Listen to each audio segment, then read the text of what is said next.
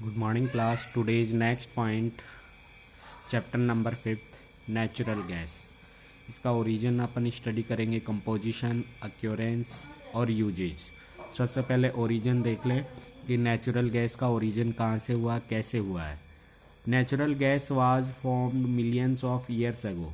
Natural gas को बनने में काफ़ी मिलियंस ईयर्स अगो टाइम लगा है। Along with petroleum when microscopic sea plants and animals died and got buried under the sand and mud.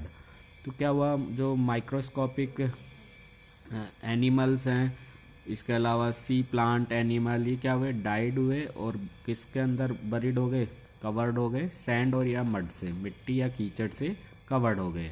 These plants and animals under anaerobic condition change to gas and petroleum as a discussed earlier. और इस पे अपन ने earlier पहले भी discuss कर चुके हैं। तो ये क्या हो गए, स्लो कंडीशन में, स्लो रेट में, स्लोली फॉसिल फ्यूल्स में कन्वर्ट हो गए, लिक्विड पेट्रोल में भी और गैस में भी। ठीक है, तो इसको काफ़ी टाइम लगा है कन्वर्ट होने में। अब इसका कंपोजिशन देख लें कि इनमें कौन कौन सी गैसेज मिक्स रहती है नेचुरल गैस में। एक तो 95% तो मीथेन होती है, जिसका फॉर्मूला CH4 होता है मीथेन गैस का। ठीक है, इसको मार्स गैस भी कहते हैं, बायोगैस, गोबर गैस भी कहते हैं एक तरह से। तो मीथेन 95% रहती है। इसके अलावा 5% मिक्सचर एथेन का रहता है, C2H6, प्रोपेन C3H8। इसके अलावा एथिलीन भी इसमें मिक्स होती है। तो मेजर पार्ट जो होता है 95% मीथेन गैस होती है इसमें, और इसके बर्निंग से पोल्यूशन भी मिनिमम होता है। अक्योरेंस देख लें अपन। ठीक है, ये कहाँ कहाँ इनकी प्रेजेंस है, कहाँ कहाँ अपने को ये मिला है। Natural gas is found trap between improve rocks, sometime along with petroleum and sometimes without petroleum. तो ये क्या होता है, रॉक्स के बिटवीन ये नेचुरल गैस मिलती है। कई बार पेट्रोल के रिसोर्सेज भी मिल जाते हैं, पेट्रोल के साथ मिलती है नेचुरल गैस, कभी कभी विदाउट पेट्रोल के साथ भी ये नेचुरल गैस मिलती है। तो कभी पेट्रोल के रिसोर्सेज के साथ मिलती है और कभी सिंगल ही मिलती है नेचुरल गैस। और इंडिया में इस सबसे पहले तिरुपुरा जगह है मुंबई में। ठीक है, इसके अलावा कृष्णा गोदावरी डेल्टा जैसलमेर में, यहाँ से क्या होती है, माइनिंग के थ्रू नेचुरल गैस निकाली जाती है, जिसका लार्ज स्केल पे LPG के पर्पज से यूज होता है। व्हीकल्स में भी आजकल, ऑटोमोबाइल्स में भी ये यूज होती है। तो यूजेज ऑफ नेचुरल गैस में सेकंड यूज आपको राइट करना है, एज ए फ्यूल। इसका मेजर स्केल पे जो यूज होता है फ्यूल के पर्पज से।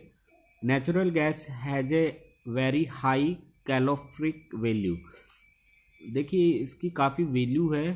ठीक है, मतलब इसके मल्टीपर्पज से इसके यूज होते हैं। It Burns readily and used as a fuel in homes, automobile and industries।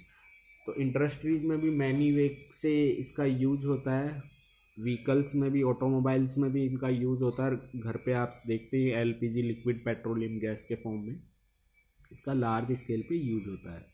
तो ये तो थे नेचुरल गैस के ऊपर जो आपको राइट करना है, यूजेस, ओरिजिन, कंपोजिशन, अक्योरेंस। नेक्स्ट है कंजर्वेशन ऑफ फॉसिल फ्यूल्स। देखिए ये इनका लिमिटेड स्टॉक है अपने अर्थ में, अंडरग्राउंड पार्ट में। तो इनका यदि मिसयूज करेंगे तो आने वाले टाइम में जल्दी फिनिश हो जाएंगे।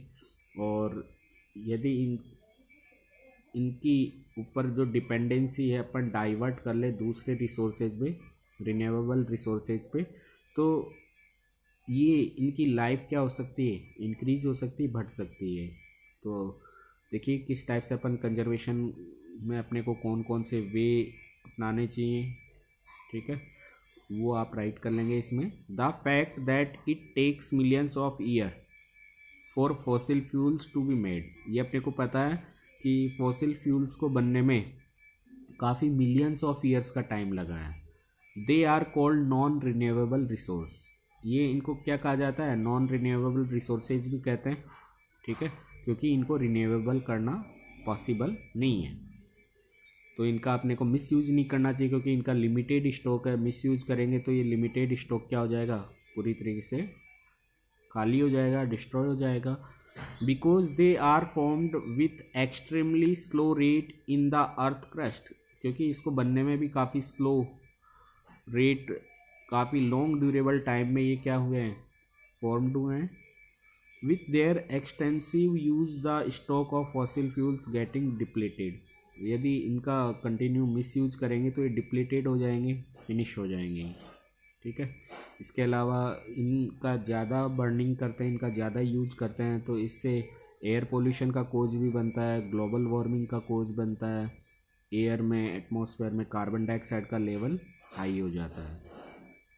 अब देखिए कुछ एफर्ट्स देखते हैं जो कि एक तरह से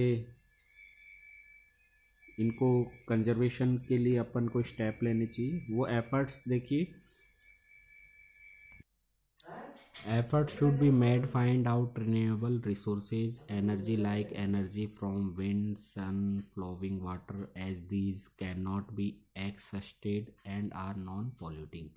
तो अपने को इन पे से डिपेंडेंसी डाइवर्ट करके रिन्यूएबल रिसोर्सेज पे डाइवर्ट करनी होगी जो कि अनलिमिटेड है, जिसमें विंड भी है, wind energy, sun energy, flowing water energy.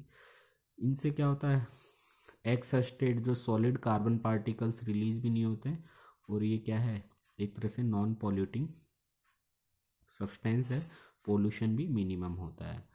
तो इनसे उनकी लाइफ क्या होगी, इंक्रीज होगी. The petroleum conservation research association PCRA, PCRA की फुल फॉर्म इम्पोर्टेंट है तो इसको नोट कर लेना आप अलग से. पेट्रोलियम कंजर्वेशन रिसर्च एसोसिएशन ये वे के जरिए ये बताती है कि इन वे को अपने को फॉलो करना चाहिए ताकि इन फॉसिल फ्यूल्स को प्रिजर्व कर सकें, कंजर्व कर सकें. तो देखिए ड्राइव एट मॉडरेट स्पीड. तो पीसीआरए ये कहता है कि अपने को जो अपने मोटर व्हीकल्स हैं एक मॉडरेट स्पीड में चलाना चाहिए. ऐसे नहीं कि कभी स्लो कर रहे हैं कभी फास्ट कर रहे हैं. तो ऐसे में फॉसिल फ्यूल्स क्या होता है, जो पेट्रोल फ्यूल डीजल क्या होता है, ज़्यादा जलता है. तो ऐसे में अपने को एक फिक्स मॉडरेट स्पीड में, स्लो स्पीड में आपको गाड़ी चलानी चाहिए, जिससे एवरेज भी अच्छा रहता है और मेंटेनेंस में भी कोई दिक्कत नहीं होती, और अपने आप सेफली अपने डेस्टिनेशन पे भी पहुंच पाते हैं. एक्सीडेंट होने के चांसेस भी कम रहते हैं. तो ड्राइव एट ए मॉडरेट स्पीड, अपने को गाड़ी मॉडरेट स्पीड में चलानी चाहिए. Ensure correct tyre pressure, tyres का भी प्रेशर देख लेना चाहिए. यदि प्रेशर टायर्स में, व्हीकल के टायर्स में करेक्ट नहीं है तो उससे भी थोड़ा सा इंजन पे क्या पड़ता है, प्रेशर पड़ता है, और उस इंजन के प्रेशर से फ्यूल ज़्यादा बर्न होता है. तो अपने को टायर प्रेशर भी देख लेना चाहिए. Switch off the engine at a traffic light, तो आपको ट्रैफिक लाइट पे अपने व्हीकल के इंजन को स्विच ऑफ कर देना चाहिए, क्योंकि दो दो बूंद भी करके क्या फ्यूल की सेफ होगी तो कितना पेट्रोल सेफ होगा. Get the vehicle service regularly, अपने व्हीकल की सर्विस रेगुलरली करवाएं ताकि ज़्यादा फ्यूल बर्निंग ना हो. Use public transport and bicycle for short distance, अपने को पब्लिक ट्रांसपोर्ट यूज करना चाहिए कहीं पे भी जाने के लिए ताकि फ्यूल बचा सके. अपन अलग अलग व्हीकल से नहीं जाना चाहिए, कार पुलिंग वगैरह को अपने को ज्वाइन करना चाहिए.